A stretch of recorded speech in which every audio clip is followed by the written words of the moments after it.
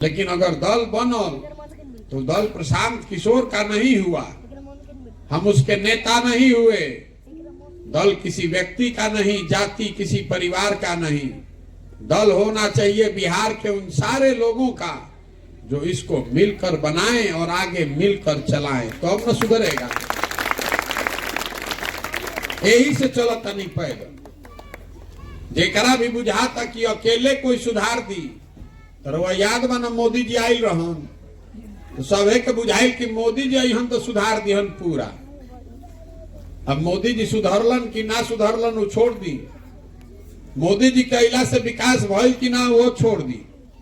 इतना आदमी बानी जा, हमनी के ज्यादातर आदमी मोदी जी के वोट देले बानी जा, तबे ना प्रधानमंत्री बाड़न। 40 में 39 गो एमपी बिहार से जीत के गइल बाड़न। अब मोदी जी के आवे से बिहार में विकास भइल कि ना एकर चर्चा मत करी।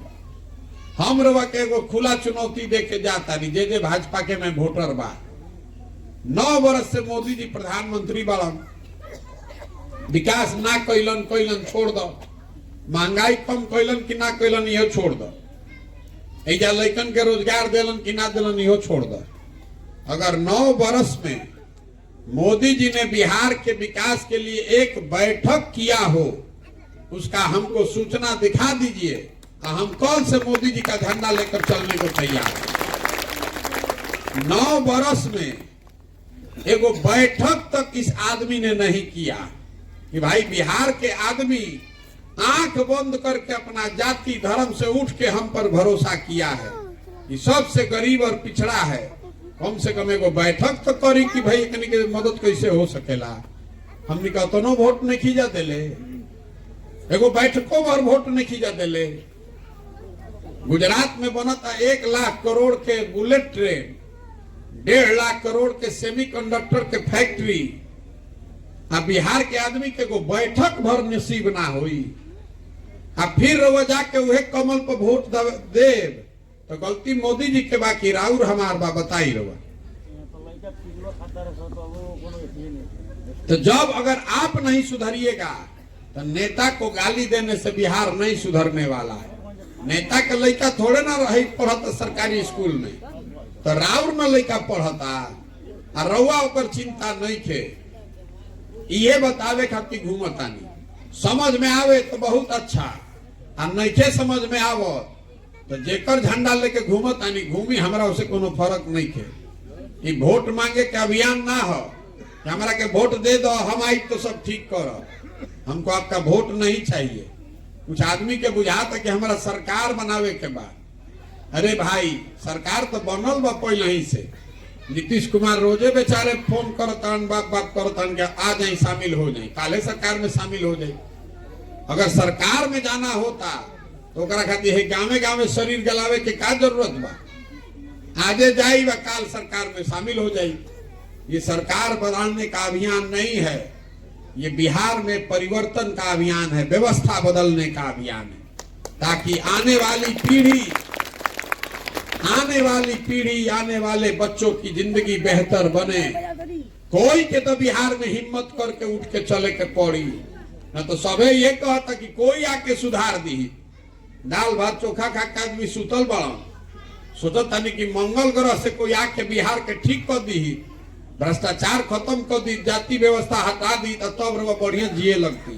ये नहीं होने वाला है। अगर बिहार को सुधारना है तो बिहार के लोगों को लगना पड़ेगा। पंजाब से आदमी आकर बिहार नहीं सुधारेगा।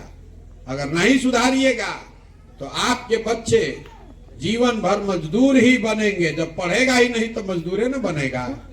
पूरा भारत में घूम के मजदूरी करी। कोई ऐसा यहाँ घर नहीं होगा जिसका घर का जवान लड़का पढ़ने के लिए मजदूरी करने के लिए बाहर नहीं गया। जवान लड़का आई जा ट्रेन में बस में भेड़ बकरी के तरह कोचा के आदमी जाता मजदूरी करे 12,000 15,000 रुपया खाती। वो आदमी छोट छोट कमरा में रहता, 4 गो 5 गो लड़का एक साथ रहता है, अपना पेट काटता है कि घरे 6,000 भेजी 8,000 भेजी तो बाल बच्चा खाई। और रउआ से पूछता नहीं कि वोट काहे देनी है, ए भैया सब गाँव वाला देते रहे तो हम दे देनी है। ए भैया पुलवामा हो गई, सबे कहल मोदी के दिया और मोदी ठीक मान दे देनी है। अरे भाई राउर जवान लड़का अपन जवानी अपन हार गलावतार हुआ आंख बंद करके सही वोट दे देता नहीं।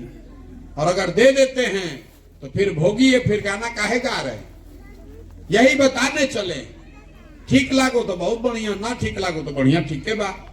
हमार लड़का या थोड़े पढ़ता, हमार लड़का तो पढ़ता देश के सबसे बढ़िया स्कूल में। आपको न चिंता होना चाहिए। आप बताइए कि प्रयास होना चाहिए कि नहीं होना चाहिए? होना चाहिए। तो रउआ से एगो सवाल पूछो, वोट रउआ देवे के बाद कैमरा लागल बा 3 गो, सबको हाथ उठाकर जवाब देना है, हाँ तो हाँ, ना तो ना।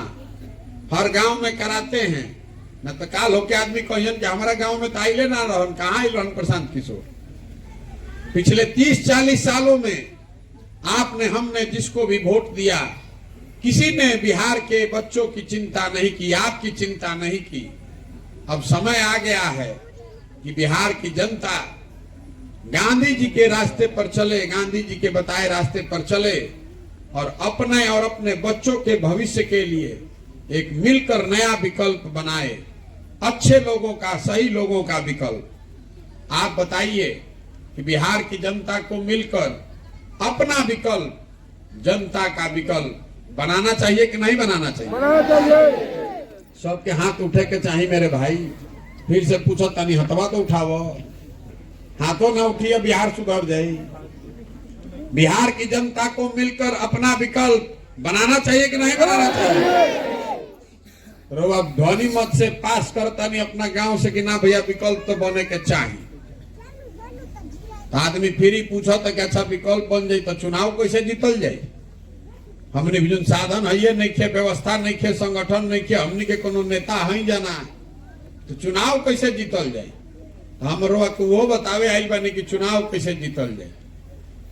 देखिए लोकतंत्र में जनता जो है, आप हनुमान हैं, जैसे हनुमान जी अपन शक्ति भुला जात रहन, वैसे ही रहो अपन शक्ति भुला गइल बानी। जब तक आप बटन नहीं दबाइएगा तब तक कोई राजा नहीं बन सकता है। लोकतंत्र में जन बल के आगे कोई बल नहीं है। एक बार आप खड़े हो जाइएगा, संकल्प ले लीजिएगा कि जाति, धर्म, नाली, 5 किलो अनाज, भारत पाकिस्तान पुलवामा पर वोट ना पड़ी। वोट पड़ी अब क्या लियो करा के जो हमनी के लड़कन के पढ़े खातिर बढ़िया व्यवस्था करो। वोट पड़ेगा उसको जो हम लोग के बच्चों को रोजगार देगा। वोट पड़ेगा उसको जो यहाँ खेती किसानी करने वाले लोगों का आमदनी बढ़ाने को सुनिश्चित करेगा। यही 3 चीज पर वोट पड़ना चाहिए, तभी बिहार सुधरेगा। एक बार आप खड़े हो जाइएगा तो जन बल के आगे कोई बल नहीं है। अजय हमरा के जानता, उसको मालूम है कि प्रशांत किशोर को और कुछ आए चाहे नहीं, चुनाव लड़ाने आता है। पिछला 10 वर्ष में बड़े बड़े दल और नेता देश भर में जिसका भी हमने हाथ पकड़ा है वो चुनावे नहीं हारा है। कि जिसको आप बड़ा दल और नेता समझते हैं उसका चुनाव का गाड़ी फंसता है तो हमारे पास आता है। उस काम को करने के लिए 2-4 लाख नहीं, 2-4 करोड़ नहीं, सैकड़ों करोड़ रुपया लोग देते हैं हमको। लेकिन इस बार संकल्प लिए हैं, उस काम को छोड़ दिए और संकल्प लिए हैं कि किसी नेता का नहीं, दल का नहीं, बिहार की जनता का हाथ पकड़े। इस मिट्टी का कर्ज है। हमार बाबा एजा बैलगाड़ी चलावत रहन, मजदूर रहन, इस मिट्टी का कर्ज है, उसको वापस करने आए। आपका हाथ पकड़े हैं। जिसको भी समाज अपने बीच से चुन कर निकालेगा, गरीब हो, अमीर हो, अगड़ा हो, पिछड़ा हो, हिंदू हो, मुसलमान हो, महिला हो, पुरुष हो, जिसको भी आप चुन कर निकालिएगा अपने बीच से, उसी के पीछे अपनी पूरी ताकत, शक्ति, पैसा, बुद्धि सब लगाएंगे और आपके सहयोग से उसको जिता कर लाएंगे। बिहार तब सुधरी जब हजारों अच्छे लड़कों को वार्ड सदस्य जिताया जाए, जब 5000, 6000 अच्छा आदमी मुखिया और सरपंच बने, जब बीडीसी और जिला परिषद में अच्छे लोग जीत कर आएंगे, 100-150 अच्छा आदमी विधायक बनी तब न बिहार सुधरी। खाली मुख्यमंत्री बदले से बिहार नहीं के सुधरे वाला। पूरा व्यवस्था में घून लग गया है, नीचे से लेके ऊपर तक सब लूट मचा हुआ है। जौना स्कूल के पढ़ाई खातिर वह रोज बतियावत नहीं कि लइकन के पढ़ाई नहीं खे हो, उसी पढ़ाई के नाम पर हर साल बिहार सरकार 40,000 करोड़ रुपया खर्चा कर रही है, जो आपका पैसा है। 40,000 करोड़ रुपया खर्चा होता और 40 गो लड़का गरीब के नहीं पढ़त ठीक से। इतना कुव्यवस्था है। इसको सुधारना है तो आपको जगना पड़ेगा, आपको खड़ा होना पड़ेगा। ये आपका पैसा है, ये आपके बच्चों के भविष्य का सवाल है। अगर आप नहीं जगिएगा तो कोई इसको नहीं सुधार पाएगा। यही खातिर पूरा अभियान कर रहल बानी।